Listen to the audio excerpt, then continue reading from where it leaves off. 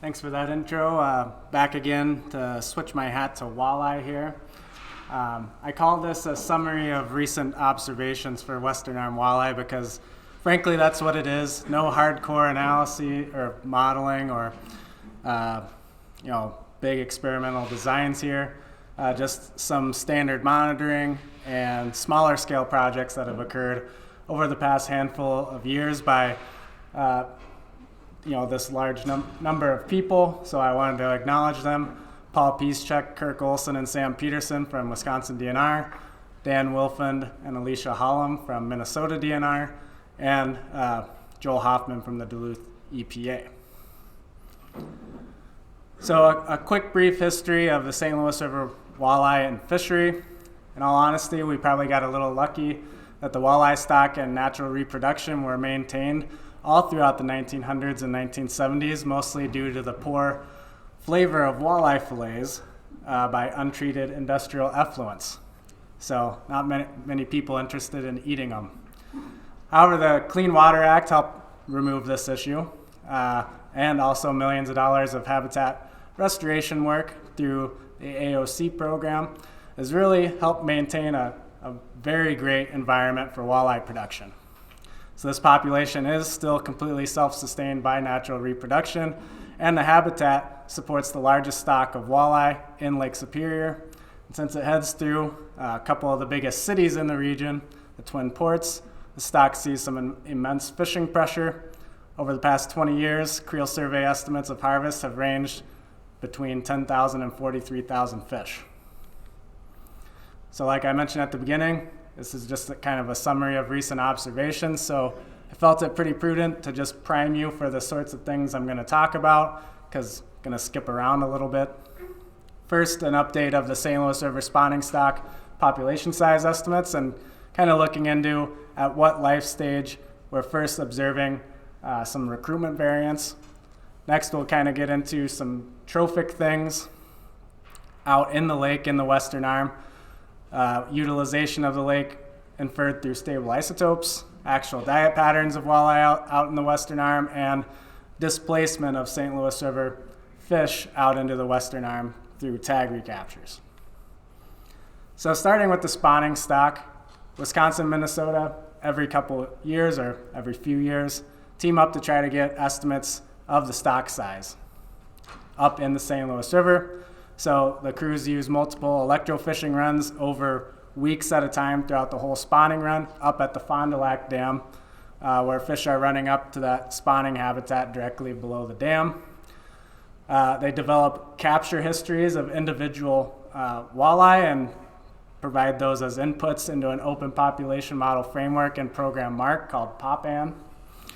Back in 2015, we did observe the lowest spawning stock estimate of the time series, albeit we only have like 6 points, but we're getting better on trying to do this on a more regular basis. But it was great to see our spawning stock estimate in 2021 rebounded back pretty tremendously from 47,000 fish to about 84,000 fish. So it pretty much doubled in the span of 6 years. So this kind of raised a small sense of alarm for us. We're seeing the spawning stock size vary this much in a short amount of time. We wanted to kind of find some other data series to help explain or see if we can observe recruitment variance in a data series with a little bit more data points. So this figure represents relative length or age selectivities of the three main data sources I'm going to talk about. The spawner survey I already talked about in blue. It generally has mean ages of around 8 to 11. A harvest survey or creel survey in green, which is the middle ground, selects mean ages around 5 to 7. And a juvenile small mesh gill netting survey in red that selects primarily age 2 or 3 walleye for mean ages. So going to start looking back in time now to see, to look at these fish when they're younger and see if we're able to detect pulses of recruitment. So Wisconsin DNR surveys 2 sites annually in the St. Louis River estuary, designated with the stars, as part of our standard Main Lake Creel survey kind of lucky we're getting some walleye information at the same time as the standard lake survey, just because these are the only ports in this extreme western end of the lake where people can access Lake Superior for fishing. We don't get full harvest and exploitation estimates from these two sites for the whole river, but we do get good enough data to provide indices of harvest and effort. So this figure shows walleye harvest rates that we observed from these two sites. I want to bring the attention to the 4 spikes in harvest rates. These 4 years we observed very drastic increases in angler harvest rates, triple or more from the previous year. So this could be random noise in the creel survey, or it could indicate large pulses of recruitment into the fishery. And if that's the case, we should also observe simultaneous kind of recycling of the size structure of walleye harvested if those younger fish are starting to account for more of the harvest as they recruit in. Pictured here is the mean length of harvested walleye over the same time period. We do see that mean length of harvested walleye decreases coincidentally with the spikes in harvest rates. So it does appear like we're detecting those recruitment pulses in this survey of around age 5 to 7 walleye. What about earlier? Our juvenile walleye recruitment index, for that we're jumping on the RV hack noise, and we sample WI1 or the Western Arm in the summertime as part of the summer small mesh community assessment. I just talked about it a little while ago. However, we run the WI1 survey in odd years instead of even years. The primary nature of the survey is lake trout and Carignan survey, but we do have 5 stations that run up very shallow, and they actually capture walleye when they're present, and those sites are in blue. So we summarize walleye catches from just 1.5 and 2-inch panels, which catch primarily those age 2 and 3 walleye, and we're going to see if they provide any sort of useful juvenile index. So on the bottom here is that juvenile index with the gray bars. On the top is that time series of harvest rate. From the creel survey, the juvenile index was predominantly a bunch of lower values, with the exception of 3 large spikes. These spikes in the juvenile index do line up pretty well with the spikes observed in the creel survey, just detected around 2 to 3 years earlier. So this other spike that we didn't have a survey in that range of years from 2009 to 2013, so probably would have detected a recruitment pulse, but we weren't out on the lake that year. So the survey on the lake does seem to provide a reasonable juvenile index. This also means that the especially large cohorts of walleye from the St. Louis River are already spilling over into the lake habitat as opposed to just in the river and the large estuary as juveniles, which likely has some future implications for how we're surveying and hopefully modeling this population. So speaking of St. Louis River walleye using the lake, a few years ago, our team was interested in figuring out about how many of the St. Louis River walleye utilize Lake Superior. So a few years ago, we teamed up with Joel Hoffman to use some stable isotopes to help answer this question. The team used a dual isotope mixing model to estimate a percent diet contribution by 3 different habitats: the upper river, the lower river, and Lake Superior. You can see where the mean values for those 3 habitats occur with these box and whisker plot things, and where the individual walleye fell by the dots. So using this model, they were able to classify the residencies of adult walleye based on those diets inferred through stable isotopes. 141 walleye were sampled. The model classified each walleye into a river-associated diet, kind of a transient between the river and the lake, or just a lake diet. And the overwhelming majority were classified as transients between the lower river and Lake Superior. And over 90% of the walleye sampled had very substantial Lake Superior prey in their diets inferred through stable isotopes. So similarly, the team asked, does the size of walleye have any relationship with the utilization of Lake Superior? So these are box plots of the lengths of walleye by the different classifications, river, transient, and lake. You can see the walleye, median and average sizes continue to get bigger as they use Lake Superior more often, inferred through their diets. So it kind of indicates two things. The bigger walleye likely use Lake Superior prey more, and they probably grow faster because of it. But to actually get at what the walleye are eating out in the lake, we sampled some stomachs. Pictured here are the diet comps of walleye captured out in the summer survey in the lake in July. So this is a mean proportion by weight, and we split it into 3 size groupings, just kind of thinking of them as small, medium, and large walleye. So first notice there's a lot of yellow.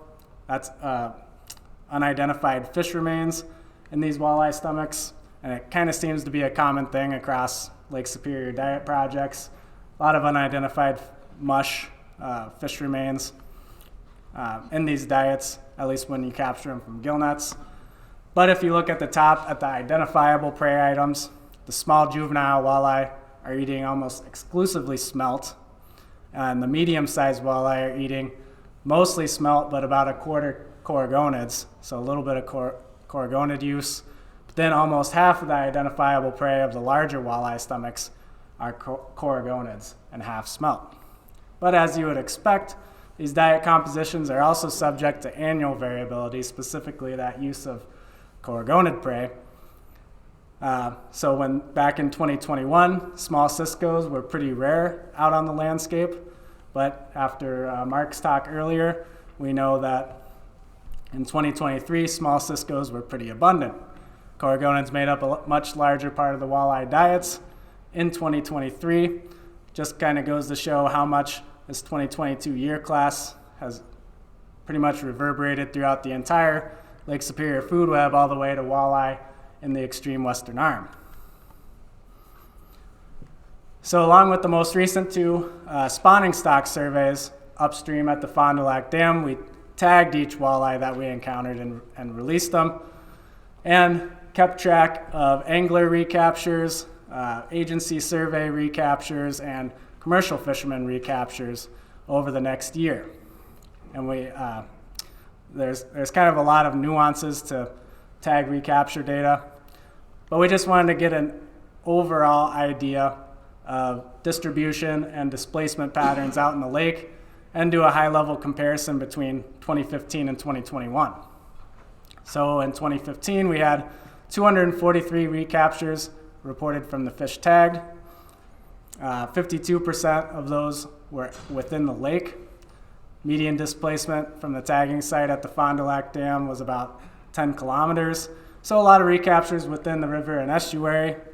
But most walleye kind of took a right-hand turn to head down the shallower, warmer Wisconsin shoreline out in the lake.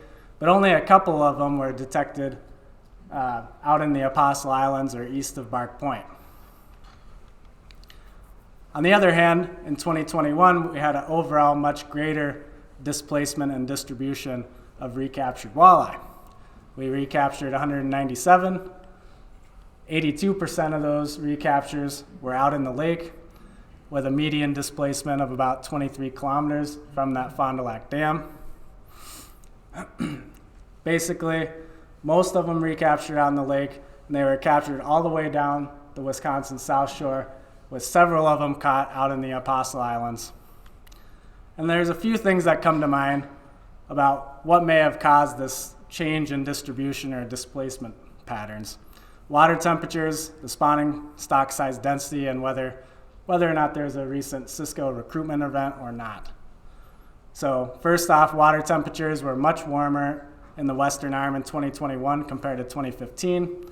But also remember the spawning stock size, the population estimate, 2021 was double 2015, so maybe there's some density-dependent displacement occurring. But also it does appear like the bigger walleye are targeting Cisco, at least when they're available. In 2015, we did have a noticeable Cisco year class, but in 2021, it had been a few years since the last detectable year class, so relative abundance of the small Ciscos could play a role in kind of how far the walleye have to go out into the lake in search of those prey items. So any of these variables could have possibly influenced the walleye distribution. There's been similar work done recently in Little Bay de Noc, where that spatial distribution of walleye was dependent on different habitat variables and prey availability. So maybe some similar stuff occurring in the Western Arm region. Currently, we do have a basin-wide genetics project ongoing, led by Eric Christon and PI Jared Hamel out at UWSP. So the goal of this project is trying to delineate the individual stocks of walleye around the basin, and then after that, conducting a mixed stock analysis of fish captured out in the lake. Hopefully going to give us some or at least some more answers into some of the walleye distributional patterns around the lake. So we're excited for results to start coming from that. So what have we inferred from all the recent observations of Western Arm walleye? First off, the St. Louis River spawning stock rebounded from a modern low in 2015, which was really good to see. But we have observed some highly variable recruitment in this stock. Not exactly surprising since it's a highly exploited, naturally reproducing population, but large cohorts were detected out in the lake at 2 to 3 years old, so hopefully you're going to be using that as an index moving forward. And the 2018 cohort is especially large. It was also large in the Fox River and Green Bay, so I don't know, maybe a little regional synchrony going on. But this cohort should continue adding to the spawning stock size of the St. Louis River walleye. Most St. Louis River walleye utilize Lake Superior, over 90% of them, especially the larger walleye, where they had mostly lake contribution to their diets inferred through stable isotopes. That included a lot of Ciscos, at least when they're available. And juvenile walleye ate basically all rainbow smelt. And lastly, this is a typo, but displacement in the lake was greater in 2021 than 2015. Could have been due to a variety of factors, but we'd like to look into it more given the opportunity. So that's what I have for takeaways. Thanks.